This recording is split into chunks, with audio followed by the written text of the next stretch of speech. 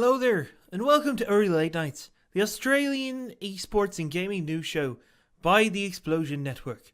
Please, let me introduce you tonight's host, the jolly fellow himself, the big glassed one, the one who can drink a pint of Guinness in an hour and still complain about not drinking enough. Please welcome the one and only Ciaran Marchant. Thank you so much. Welcome to Early Late Nights, episode 56. How's your Friday going? I hope you're having a good day. If you're not listening on a Friday, I hope it's a good day wherever you are, whatever you're doing.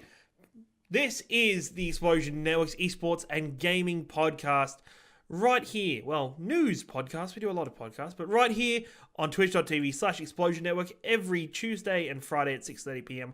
Australian Eastern Daylight Time. But it's okay if you can't be here live anytime. We put the show up 24 hours later at 7 p.m. on Wednesday and 7 p.m. on Saturday on all good podcasting services, our YouTube and our website, explosionnetwork.com. It's been a fun week. It's been a really interesting week for gaming, and we've got a bit of mix and match tonight. We're going to be pulling a little bit from the esports world, pulling a little bit from gaming, smushing it all together and making a show up before your very eyes. And I hope you're enjoying it. I hope you've had a good start to your weekend. It's Friday, so your weekend has started. I give you permission. If you're at work, sorry, but your weekend started. You're working on your weekend. Bad luck. Now, been really impressed this week. If you haven't been a part of it or you haven't seen, the Google Chrome beta has just come out to start streaming games from your console straight to your browser on whatever laptop or PC or Mac or whatever device you wish to use. And you know what? It doesn't seem to work too badly. It seems really interesting. I know we already have ways to stream our content on computers, with Xbox having all of its, its exclusives being compatible with a version on the PC that you get for the one price, with PlayStation being able to stream across to your computer. We already have that already, but it'd be really nice to have them both in the one place together, no streaming through. And I think a lot of people have discussed this in the past, but what if the future is all consoles and devices not being separate devices, but just being subscription services on your on one device, like Netflix and Hulu and whatever. And I thought that was an interesting take on it. I thought it was a really interesting way to put it out there. So we'll see how this goes. We'll see how Google Chrome streaming goes for it, with the future coming up hopefully very soon with it. Fallout 76, if you have been a fan of Fallout 76, if you pre-ordered Fallout 76 on the Xbox, just the Xbox at the minute, sadly, there is going to be the Fallout 76 stress test with an early version of the game coming up soon. Make sure you check out your pre-order at the Xbox Fallout 76 Game Hub to sign up for it. It's not guaranteed to get a code. If you've pre-ordered a physical copy of the game, get in contact with Bethesda at their website and see if you can get yourself a code for the stress test. It's going to be an early version of the game. It's not going to be the full game. Well, it's not going to be the game version that we get on release day or launch day, but hey, it's going to be, it's early access to it. We have everything ranging at the minute, and everything's being reworked. And I guess one of the things I never expected to want to be reworked, but has been getting a rework, is GoldenEye. GoldenEye, well, not an official rework. Recently, a creator has remade all of GoldenEye's campaign mode and maps in the Unity program. And for me, that sounds really exciting as long as they keep the crappy shooting mechanics, because I don't think it wouldn't be the same without the crappy shooting mechanics. The shooting mechanics being so crap and the aiming being so terrible is part of what makes that game so much fun and so weird and just nostalgic to go back to. I would be pretty disappointed if it was any other way going into it. And I was super excited to see Borderlands 2 VR was announced to be released later this year in December for PlayStation VR and I'm sure other VR services. And that game's already good. Borderlands 2 is already one of my favorite games. It has some of my favorite characters already. Now to have that in VR to explore that, I hope it's done well. We're always a bit iffy on these open world games that go over to VR for how they can be used and how they're integrated. That's the word, integrated. How they're integrated into the gameplay mechanics in the system. I think more people need to take a little bit of learning from Resident Evil 7. I think that game did its VR integration amazingly, and I don't know why more games haven't done that.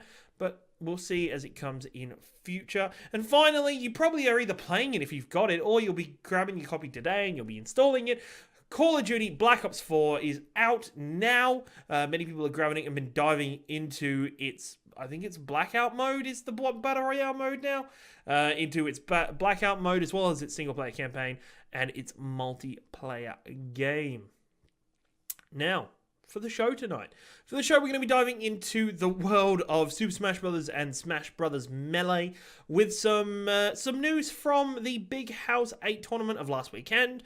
Looking back at what we can learn about esports from the event and a little bit of news from it. We're going to be diving into the Star Citizen trailer. Do you know that Star Citizen? Yeah, it's still a thing.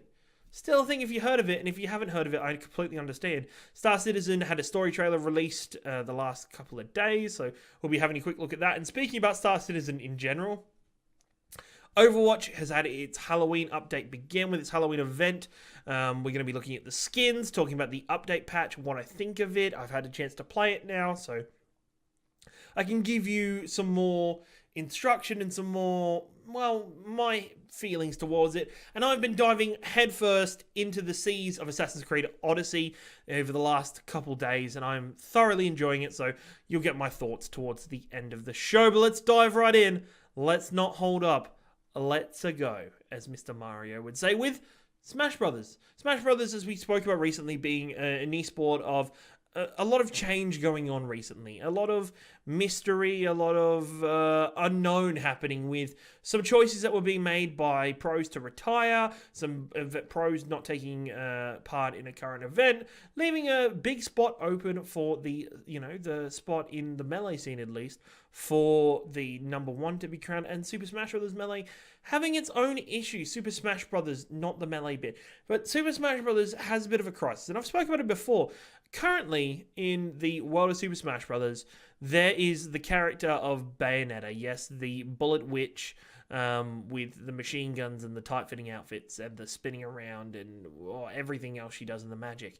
Now, she is considered to be probably the highest tier character in the game currently, and probably will be because with the new Smash Brothers game coming out, there's not going to be no more characters released for it, as well as probably not many more balance changes coming out for it. So what we see with Bayonetta is she is a very high strength character, high power with good mobility off from saving herself from falling off the map, but has a bit of problem closing gaps. But as we saw in Evo, in the Super Smash Bros. Evo tournament this year, fans walked out. Fans were booing at two Bayonetta players coming through to the final just to be Bayonetta versus Bayonetta.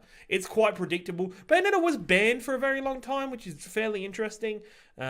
She was banned from different tournaments subject, and I understand why. Her character packs quite a punch. Her moveset is very a bit overpowered in many ways. So to see this come out, and so the Big House 8 Super Smash Bros. Tournament came down to the final two being in Salem and Yeti, and Salem was the favourite because of being a strong Bayonetta player who had fought their way through the tournament already, and Salem being the underdog. Salem playing, a lot of Toon Link, a lot of Mega Man, who are not the two highest tier characters in the power levels for Super Smash Bros. So it was interesting to see these two match up, but there was this very strong belief that Salem was going to pull through.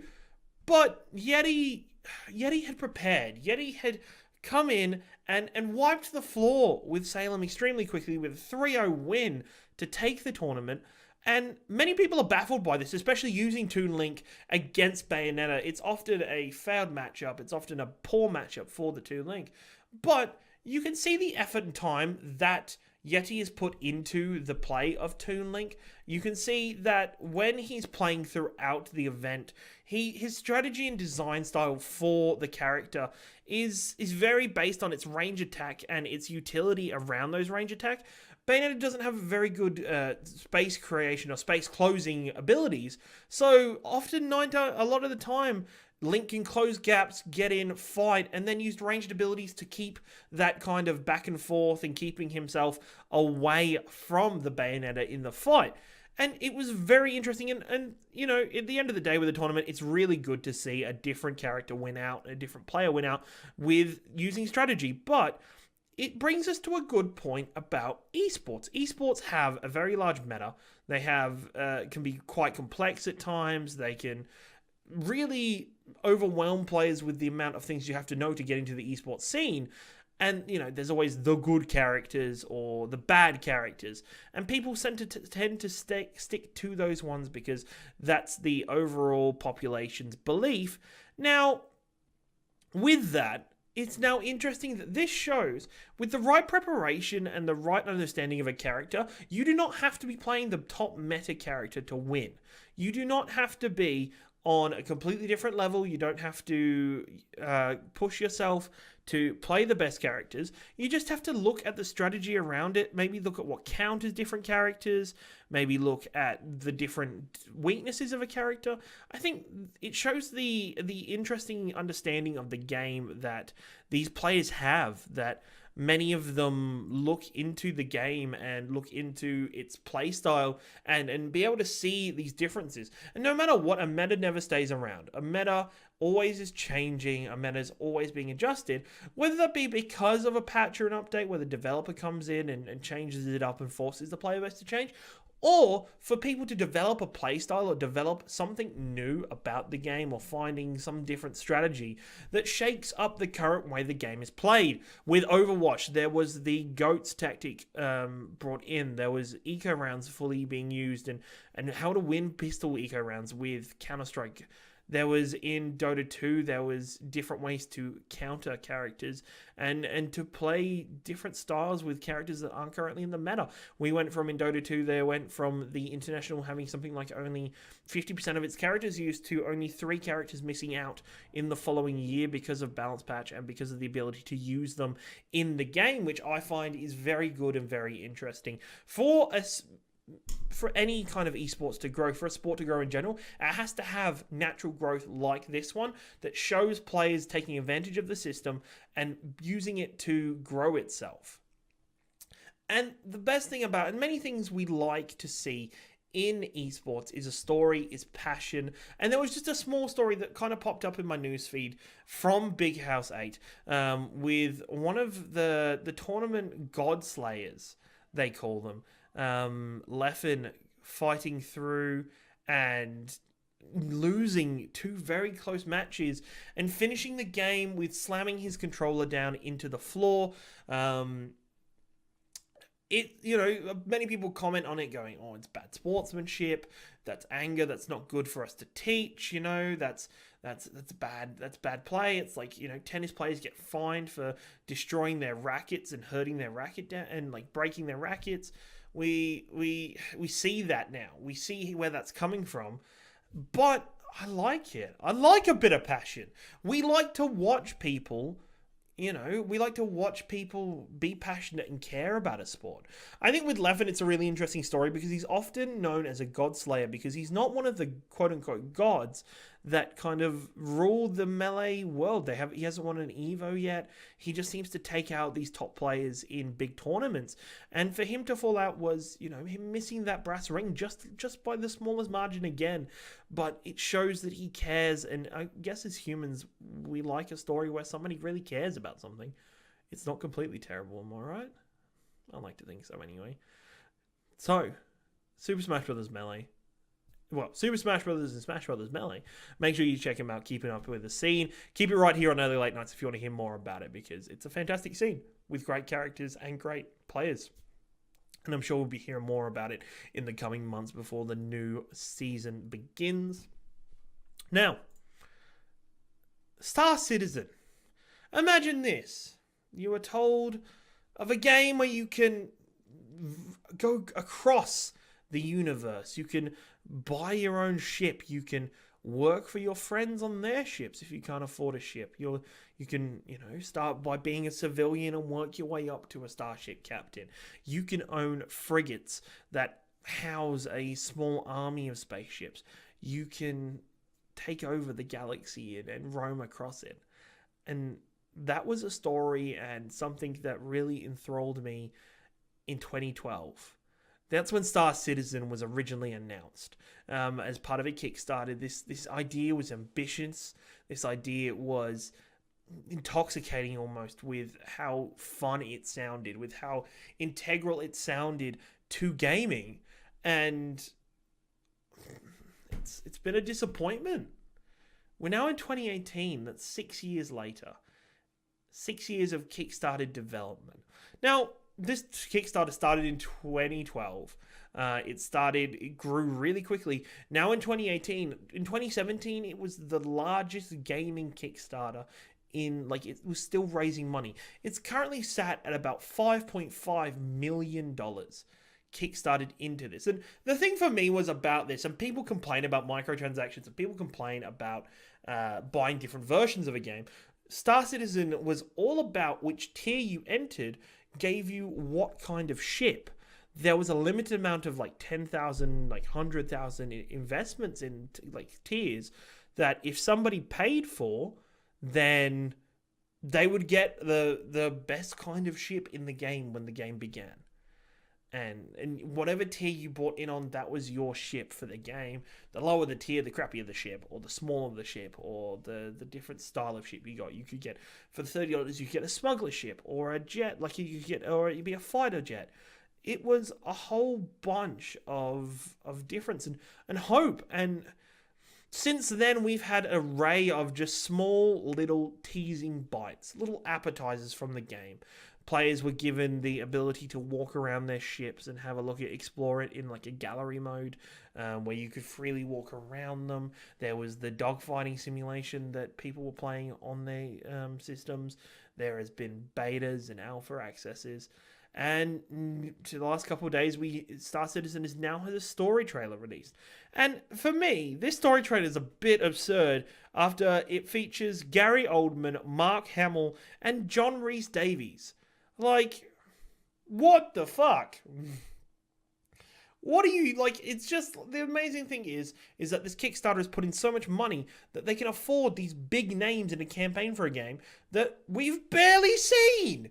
It's absurd in many ways. It's quite ridiculous to look at now and to see its growth and to see what it is. And it frustrates me. It frustrates me to see how this is with so much money, and gamers have been asked to put money in to this amazing project, and of course it was up to them. It was by them to get involved, to get invested in the game, so it can be kickstarted. But I believe the original release date for this game was 2015 when the Kickstarter originally. That was 3 years ago, and we haven't heard anything about it. We've only heard little tiny bits about it ever since. There are big clusters of fans for this game, but I can guarantee a large amount of people that played in the start of the system when the Kickstarter didn't play, but they bought in, they probably have forgotten about this game or forgotten about what tier they bought in on. I was almost very close to spending a couple $100 on this game because of how amazing it sounded. It sounded so much fun. I was so hyped. And I didn't buy in. And I'm really grateful that I didn't. And for me, I think Kickstarter is a powerful tool if used correctly. And it can raise a lot of money. But at the same time, for game development, that is such a tricky thing. We see these big devs, as it is, spend so much time working on games and bringing them out and then delaying their games and bringing out DLC.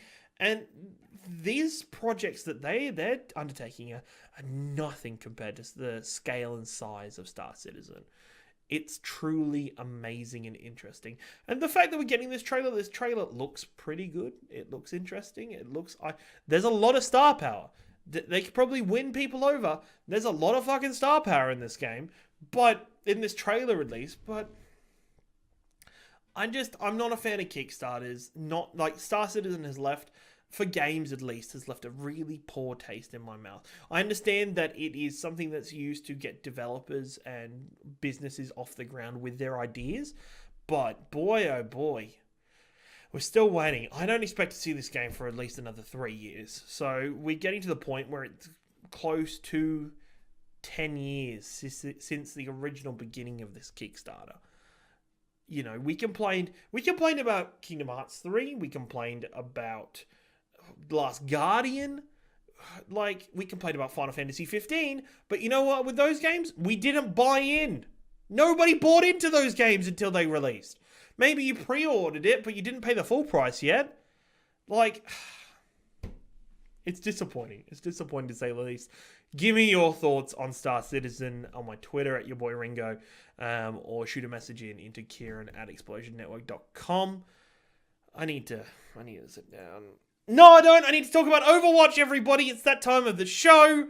Ciaran talks about Overwatch. No, Overwatch has been at the forefront to a lot of things in recent times with its scale, its size, and this week the Halloween event has begun with a Halloween update, including a whole array of skins, including the Swamp Thing Doomfist skin. There is the Axe Murderer, Jason, kind of hockey mask, chainsaw wielding madman. We've got the Banshee skin for Moira. It looks pretty fantastic, and the overall update looks really cool, including a new free-for-all map, well, a reskinned free-for-all map, Halloween version of Hollywood. We've got a whole range of stuff from this event, but the biggest changes have been the character balance patch that came through with it, featuring changes to Torbjorn, changes to Farah, Soldier, and McCree being the main four of the changes, as well as a small nerf to Brigitte. I'm interested to see exactly where this goes with the future of Overwatch, because updates show us where the devs are intending for the gameplay to go, and they generally react and interact with different people. New Torbjorn is completely different. His playstyle involves the turret being a lot less of a focal point now. It's just something kind of you can chuck down and throw out. Your E ability is no longer throwing an armor pack. You kind of hulk up for a couple seconds and gain 150 armor instantly, which is insane. Before fighting it out, you now, as your ulti with Molten Core, you get 10 charges of like molten lava pools to throw on the ground. And I think I don't love it yet. I think I've still got to play around a little bit. The cooldown time on his kind of overload effect is a little bit too long in my opinion. You don't get to use it that often, which is kind of lame. The cooldown on the turret's a little bit long. The gun's getting some use to. But the interesting thing about this is Torb is going to be really good against goats, which is the current scourge of the meta. And with its ulti now doing extra damage to armor, it means characters like Brigitte are not going to function as well in teamfights if you can get that Molten Core going quickly. As for the other changes, Farah got what I consider a nerf, but I think it's a nerf to the playstyle of just kind of randomly hitting rockets into the ground next to people or near people until they die. And then we've got the changes to, her impact damage is a lot more, but the splash damage is less. The flight time is a lot higher. I guess a lot of people are finding it hard because they're pretty much having to relearn Farah. Pretty much, they're having to find a way to use the character properly, considering the way they've learnt it. The muscle memory of flying and shooting is not there anymore because it's a completely different rhythm now with the way she shoots. So it's interesting to see the changes. I'm interested if that comes out. Soldier needs something. Soldier needs a big buff or something. They increased how long it takes for him to go to maximum spread, so he does a little bit more damage in a shorter period, but that character is still getting screwed by every shield in existence or movement speed, or his damage just isn't quick enough. And then finally McCree gets a roll. I think McCree's in a good spot. McCree's rolls on a shorter cooldown now. He gets to roll in, reload a lot quicker, a lot more often. So hey, it's overall, it's been a really good patch. I hope you're really getting into it and enjoying it if you play Overwatch. It's a really fun patch. I think my favorite skins are the Soldier 76 skin and the Banshee skin for Moira. Both are very fun. Both are very interesting to play around with. So jump in. Give me your thoughts on the patch. I'm excited to see if this is the patch they play on for the World Cup. Whether this Torbjorn's going to be featured. I think that'd be pretty fun if they did that. So we'll wait and see to hear more from Blizzard about what patch World Cup's going to be played on and how this affects it, because we're a couple weeks away from competitive in Overwatch, so from Torb being competitive in Overwatch. So hey, we'll see. We will see indeed. And finally, we're going to wrap up the show with my thoughts on Assassin's Creed Odyssey, the recent game in the Assassin's Creed series. It's not a trilogy. This is like game number 11 in the series. It's kind of ridiculous. But this...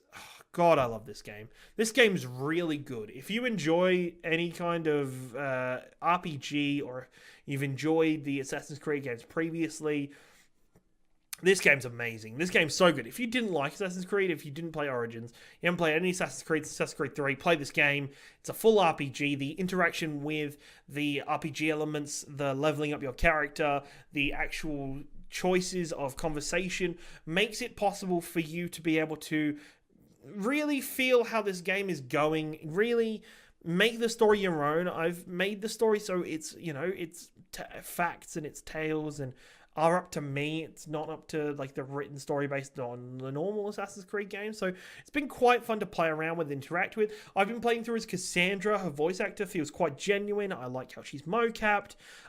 Everything I've seen of Alexios, the male character, has not been the greatest.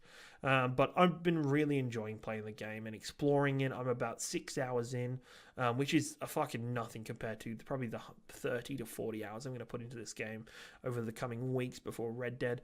But it's been really fun to dive into, get involved with. The naval combat feels much better, in my opinion, than Black Flag. I'm not feeling as lame.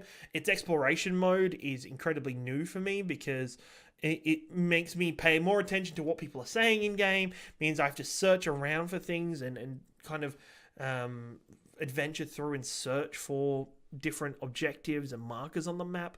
I think it's a great game to dive into, even if you haven't played the other Assassin's Creed games or you haven't played one in a very long time.